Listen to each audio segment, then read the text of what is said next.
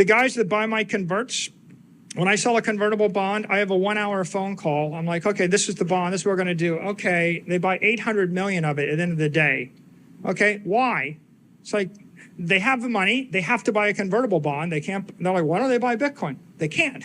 Why don't they buy your equity? They can't. They need to buy. There's a phrase in Wall Street: if the ducks are quacking, feed the ducks. They want that.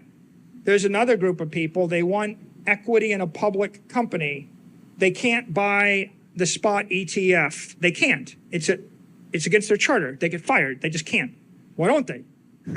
Well, like, you're questioning the world, right? I mean, at the end of the day, the world is made up of huge pools of capital, and it might have taken 20 years to raise the money. Now I got to spend the money. So if you are the entrepreneur, my general message is you can create a security that a capitalist can then use to get Bitcoin exposure. And if you're public, you sell public equity or debt and buy Bitcoin. And if you're private, you'll sell private equity or private debt and buy Bitcoin. If you can't raise money, then you just got to work very, very hard and get lucky. And it's hard. And you'll see a Zuckerberg on occasion. You'll see some breakthroughs. But, you know, it's like, it's not easy. And so my recommended strategy is not work yourself to death. My recommended strategy is notice that there are $450 billion of capital in bonds and real estate and traditional 20th century assets. There's 1 trillion. So there's 450 trillion in those things. There's 1 trillion in Bitcoin.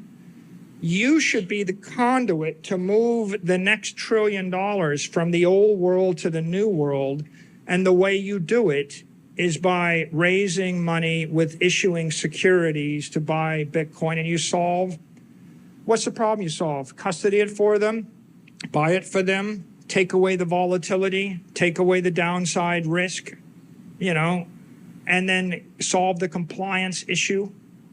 Chinese billionaires got to buy Bitcoin through a Shanghai ETF, otherwise he goes to jail. Right. That's the problem you solve.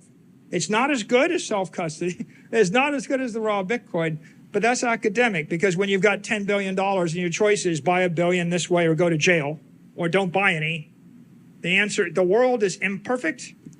That's why they call it earth, not heaven.